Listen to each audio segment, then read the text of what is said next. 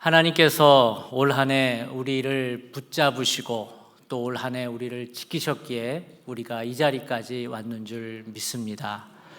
또한 그만큼 중요한 것이 우리를 위해 기도해 줬던 우리의 지체들, 그리고 우리를 받아주고 또 우리를 용납해 주고 우리에게 큰 힘을 준 우리의 가족, 또 믿음의 친구들, 우리의 구역 식구들, 또한 봉사할 때 옆에 있는 우리의 지체들, 이런 믿음의 동반자들이 있었기 때문에 우리가 이 한 해 버티고 이겨냈을 줄 믿습니다. 그래서 오늘은 그러한 이야기를 좀 하려고 합니다. 여러분에게는 어떤 믿음의 친구들이 있습니까?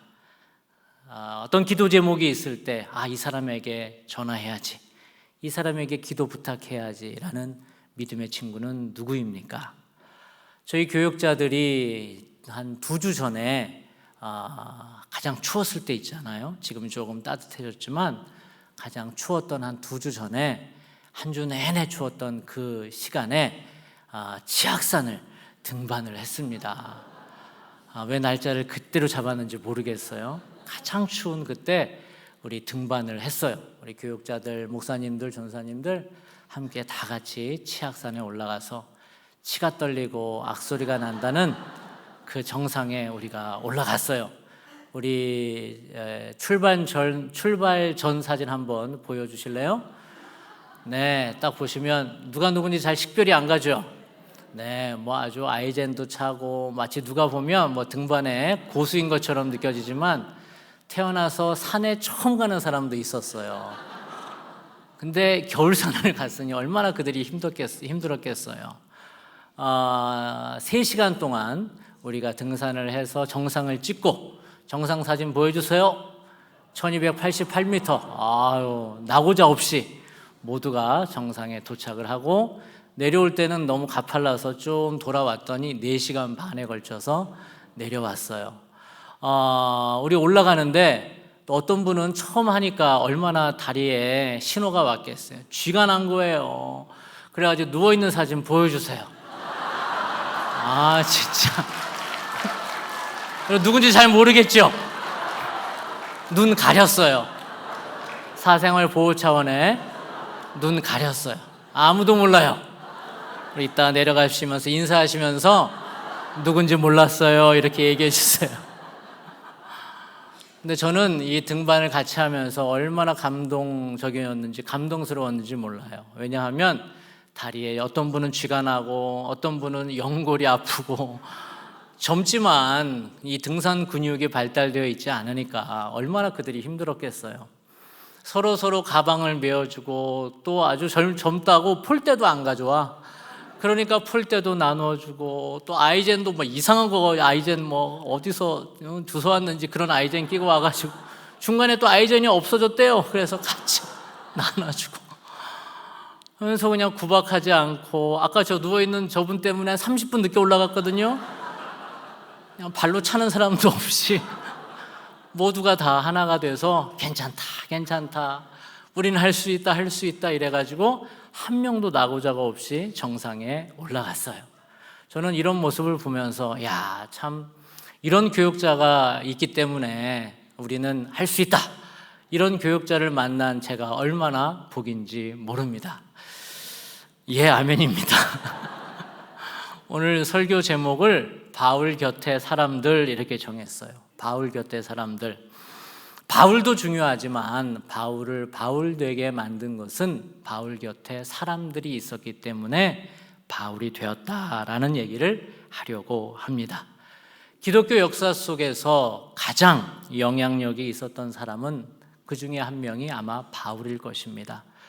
영국의 역사학자인 아놀드 토인비는 서구의 역사에 큰 2 사건이 있다고 한다면, 첫째는 예수님의 탄생일 것이고 둘째는 바울의 회심일 것이다, 이런 얘기를 했습니다. 정말로 바울의 영향력은 우리가 두말하지 더 이상 얘기하지 않아도 잘 알 것입니다. 특별히 바울이 신약 성경의 27권 중에 14권을 전통적으로 썼다고 보고 있는데 이 14권을 쓸 정도의 영향력이 있었던 사람이죠. 그 서신서 14권 중에 가장 핵심이라고 그러면 여러분은 무슨 서신서를 뽑겠습니까? 대부분의 사람들은 로마서를 꼽습니다. 바울의 핵심, 정말로 복음의 핵심을 가장 적나라하게 보여주는 책은 로마서라고 말할 수 있을 것입니다. 십자가의 복음이 들어있기 때문이죠. 그래서 많은 종교개혁가들이 이 로마서를 읽고 다시 한번 마음이 뜨거워져서 종교개혁을 하였다는 이야기도 그들의 책에서 많이 얘기하고 있죠. 루터는 로마서의 중요성에 대해 이렇게 이야기를 하고 있습니다. 따란 이 서신은 실로 신약성경 중에서 가장 중요한 부분이며 참으로 가장 순수한 복음이다. 로마서는 모든 크리스천이 마땅히 마음으로 모두 알아야 할 뿐만 아니라 매일매일 영혼의 양식으로 묵상하여야 할 만큼 가치를 지니고 있다라고 루터는 이야기를 하고 있고요. 깔뱅도 이런 얘기를 했습니다. 만일 우리가 이 서신에 대한 올바른 이해를 갖게 된다면 우리는 성경 전체의 가장 귀중한 보화에 접근할 수 있는 문을 가지게 된다라고 하며 로마서의 비중을 높이 평가했습니다. 이렇듯 로마서는 죄, 십자가의 구원, 하나님의 은혜, 하나님의 의, 이와 같은 기독교 신앙의 가장 중요한 주제를 다루고 있습니다. 왜 인간에게 복음이 필요한지, 왜 인간이 죄 가운데 빠졌는지, 그것이 율법으로는 가능하지 않으며 오직 십자가의 은혜, 하나님의 의로만 가능함을 이야기하는 책이 바로 로마서입니다. 여러분이 로마서에서 애독하는 구절은 무엇입니까? 저는 개인적으로 로마서 3장 23절에서 24절 말씀을 참 좋아하는데 같이 한번 읽어볼까요?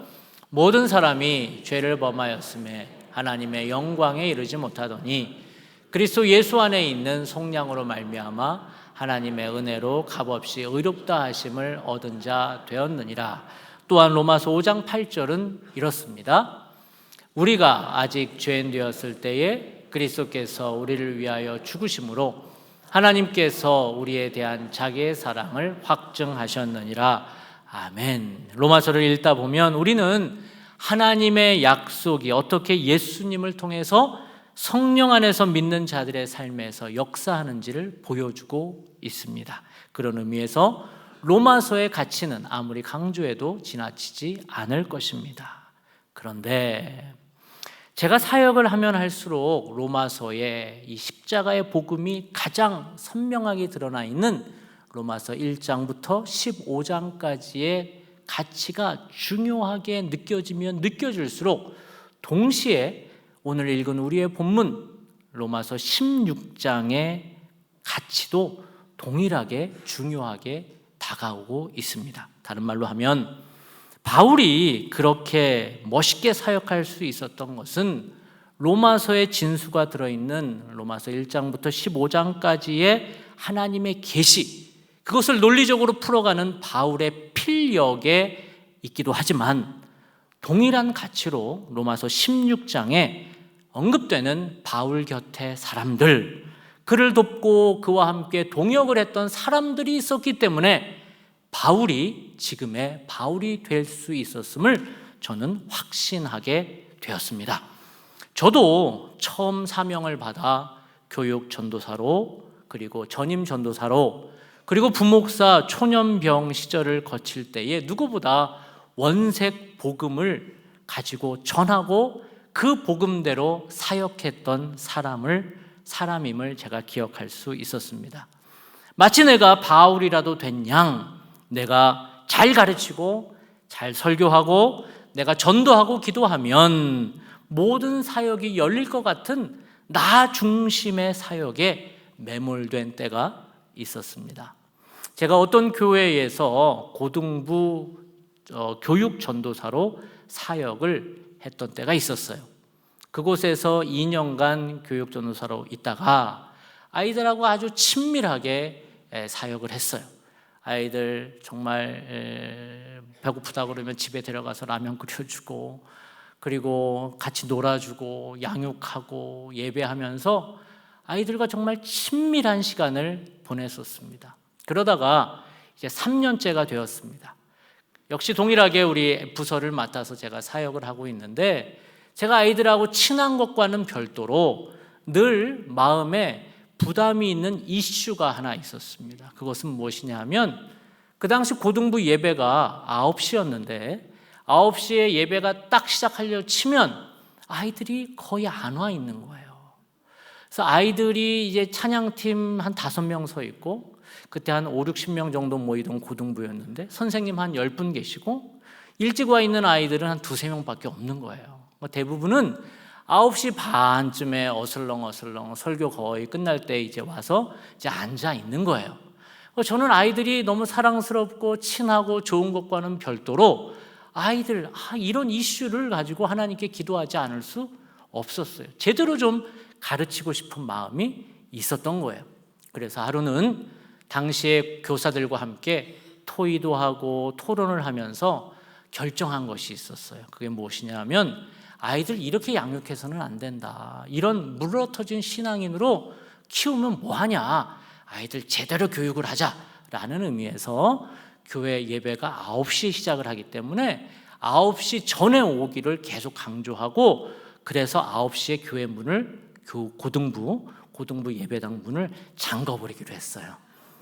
그래서 일찍 오는 아이들만 예배에 들어오기로 아주 강경하게 결정을 한 거예요. 그래서 한 달 동안 계도 기간을 준 거예요. 우리 수원성교회 문은 안 닫습니다. 걱정하지 마세요. 그래서 아이들을 계도 기간을 한 달 동안 주면서 이렇게 플랜카드도 붙여놨어요. 여러분을 사랑하기 때문에 이렇게 9시에 문을 잠근다.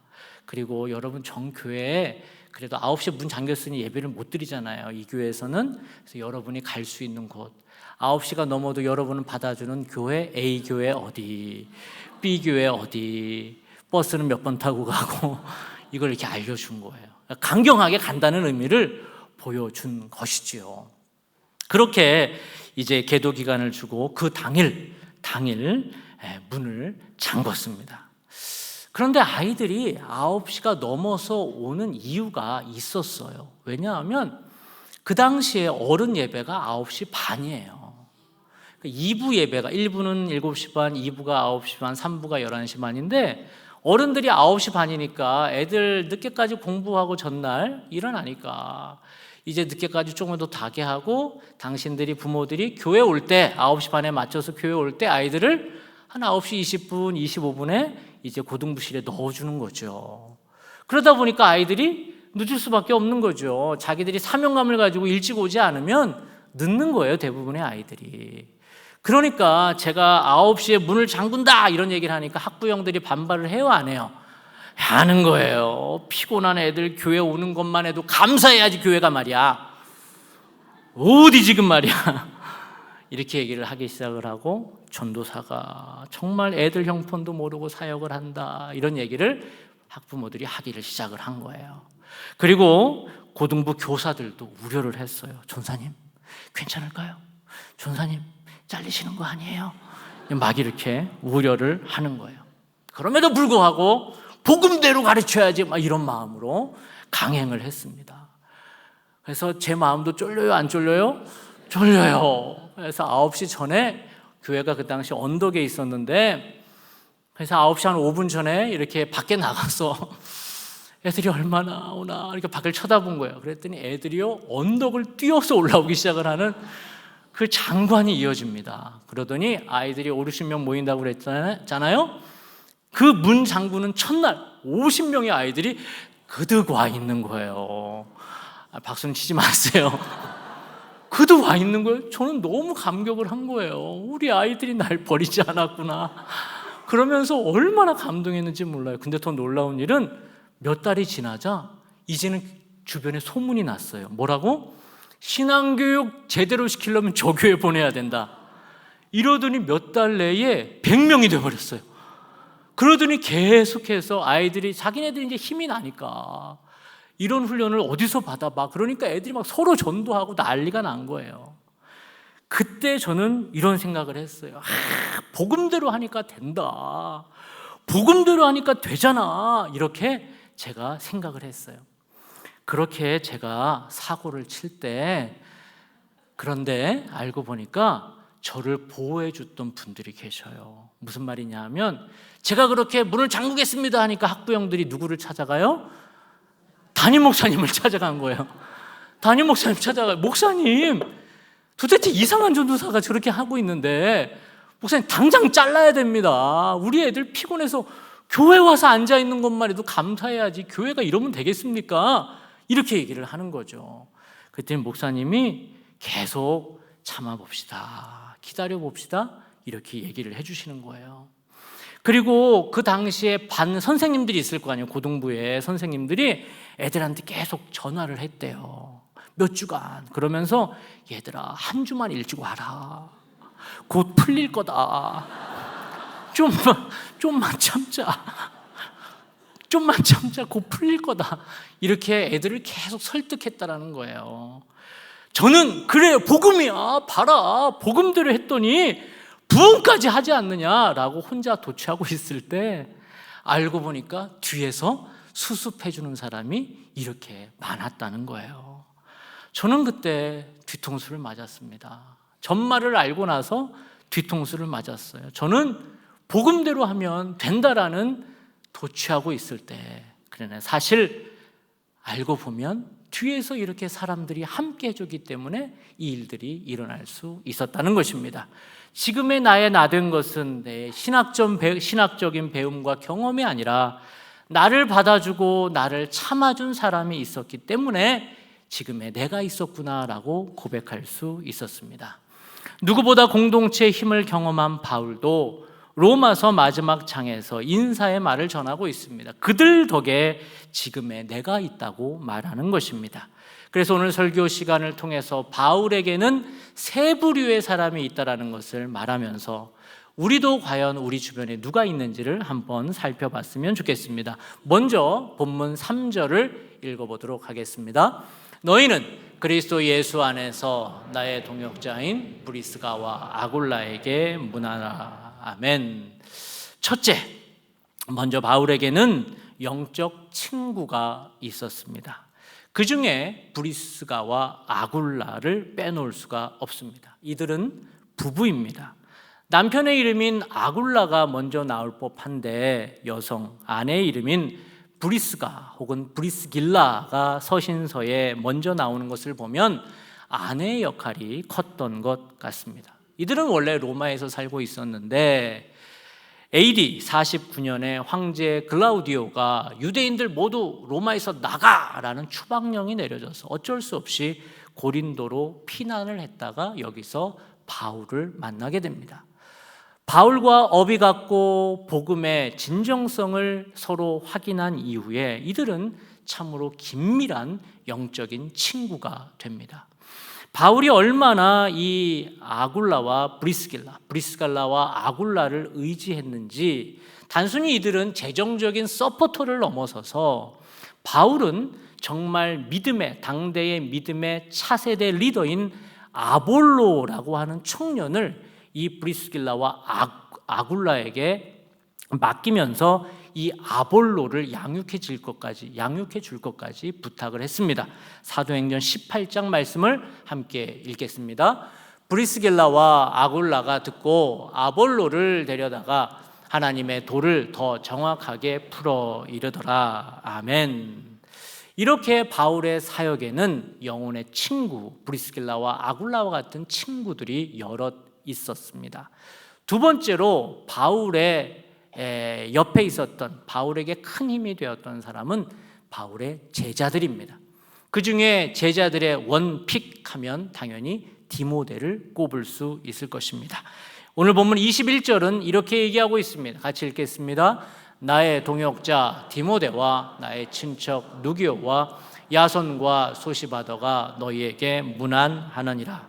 본문에서는 동역자라고 표현을 했지만 디모데는 바울의 애제자요, 자신의 1차 전도 여행 중에 디모데를 만난 이후에 디모데를 참으로 아끼고 사랑했습니다. 디모데는 외조모 로이스와 어머니 유니게 안에서 참으로 양육을 잘 받은 하나님의 사람이지요. 바울이 얼마나 디모데를 아끼고 사랑하고 또한 믿었으면 바울이 다니는 곳마다 교회가 일어났고 그 신생 교회에 디모데를 파송해서 목회를 하게 했습니다. 그래서 디모데는 데살로니가 교회에, 고린도 교회에, 그리고 빌립보 교회의 목사로 사역하기도 했습니다. 또한 바울은 그의 마지막 예루살렘 여행에서도 디모데를 동행시켰고, 그리고 마지막 로마에서 수감되어 있을 때 그가 얼마나 보고 싶었는지 디모데후서 4장 21절에서는 이렇게 말을 합니다. 너는 겨울 전에 어서 오라. 마지막 편지에서 바울은 디모데를 그렇게 그리워하고 있었던 것입니다. 바울에게 이렇게 영적 친구가 브리스길라와 아굴라가 있었다면, 영적 제자인 디모데가 있었다면 바울에게는 어떤 스승이 있었을까요? 바울에게는 분명 유대적 스승이 있었습니다. 그는 가말리엘입니다.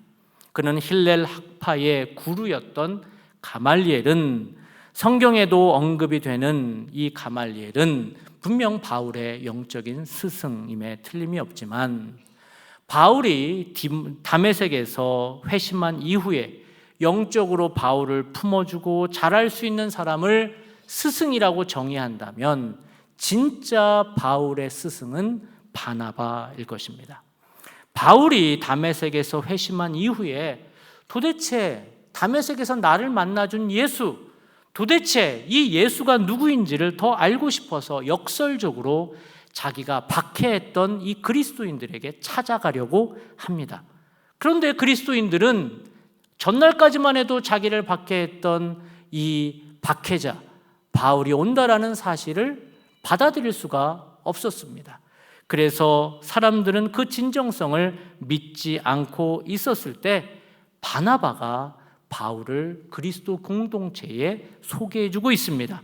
사도행전 9장 26절 27절을 함께 읽겠습니다. 사울이 예루살렘에 가서 제자들을 사귀고자 하나 다 두려워하여 그가 제자됨을 믿지 아니하니 바나바가 데리고 사도들에게 가서 그가 길에서 어떻게 주를 보았는지와 주께서 그에게 말씀하신 일과 다메섹에서 그가 어떻게 예수의 이름으로 담대히 말하였는지를 전하니라. 아멘.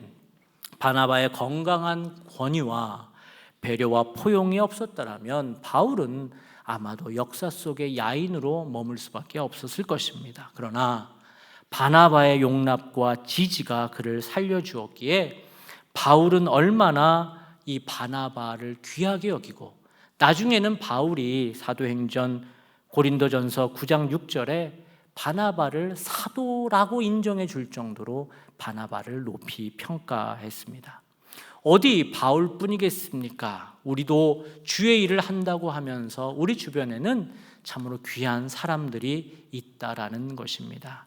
바울은 자기 복음, 자기 혼자 이 복음이 만들어진 것이 아님을 너무나 잘 알았기에 로마서 16장 오늘 본문에 자기가 고백하고 감사의 표현을 하면서 이 복음은 나 혼자 된 것이 아니라 바로 여러분 때문에 가능했습니다라고 고백했다라는 것입니다. 2023년 한 해 동안 여러분을 지금 이 자리에 있게끔 만들어준 분들은 누구입니까? 여러분의 스승 그리고 친구, 제자들은 누구입니까?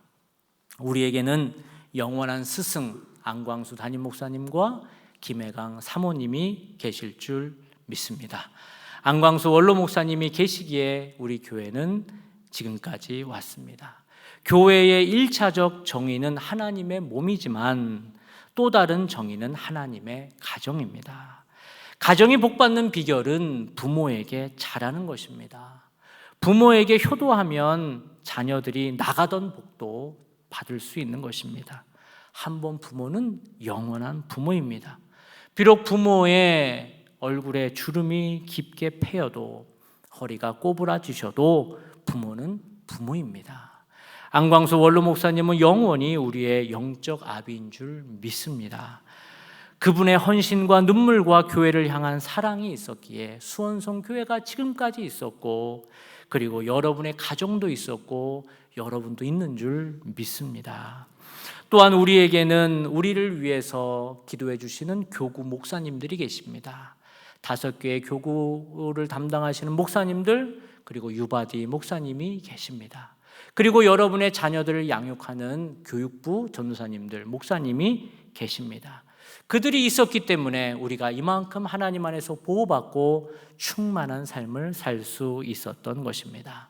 또 우리 교회에는 정말로 성도들을 깊이 사랑하시는 우리 시무 장로님들이 계십니다.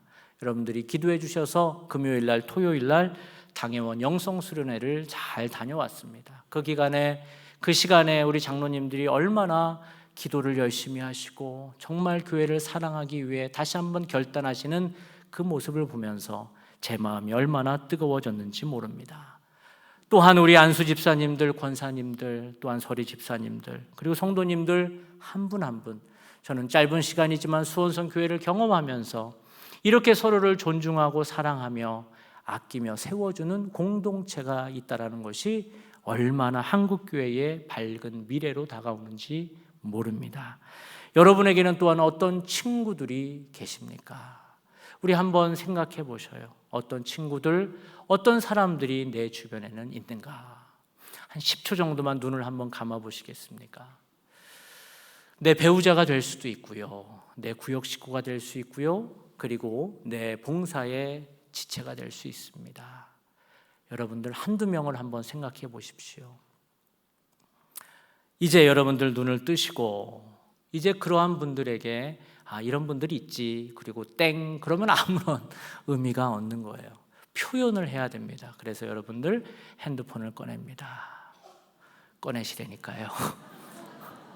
그리고 카톡을 엽니다.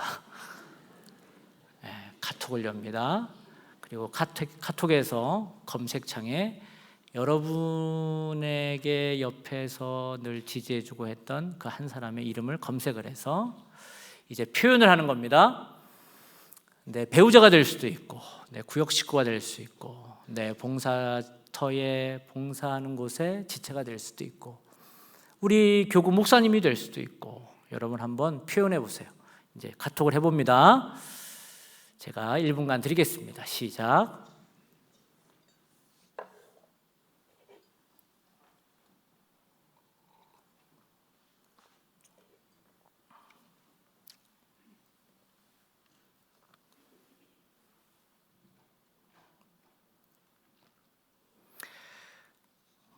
보내시던 카톡은 계속 보내시고 저는 설교를 마무리하겠습니다. 오늘 하나님께서는 우리에게 지금까지 우리가 내가 될 수 있었던 것은, 바울이 바울 될 수 있었던 것은 혼자 될 수 있는 것이 아니라 바울 옆에 사람들이 있었고, 바울 옆에 그를 지탱해 주었던 바울 곁에 사람들 때문에 가능했듯이 우리가 혼자 2023년을 보낼 수 있었던 것이 아니라 우리 옆에 사람들이 있었기 때문에 가능했음을 고백합니다. 여러분, 그래서 이제 못다한 카톡을 마주하시고, 그리고 오늘 댁에 가셔서 사랑하는 아내에게, 남편에게 표현도 하시고, 그리고 더 할 수 있다면 우리 친구들에게, 지인들에게, 영혼의 또한 동반자들에게 선물도 보내시면서 당신 때문에 내가 2023년도 살았습니다, 고맙습니다 라고 이야기하는 모든 수원성교회 성도님들 되시기를 주님의 이름으로 축복합니다. 기도하겠습니다. 사랑의 하나님, 우리에게 믿음의 친구들을 주셔서 감사합니다. 그들의 기도와 도움이 없었더라면 2023년이 너무나 힘들었을 텐데 그들이 옆에 있었기에 이만큼 믿음으로 이겨낼 수 있었습니다. 그들을 축복합니다. 수원성교회 교우들을 축복합니다. 바울을 세웠던 사람들처럼 우리가 서로를 그렇게 세우게 우리를 사용하여 주시옵소서. 예수님의 이름으로 기도합니다. 아멘.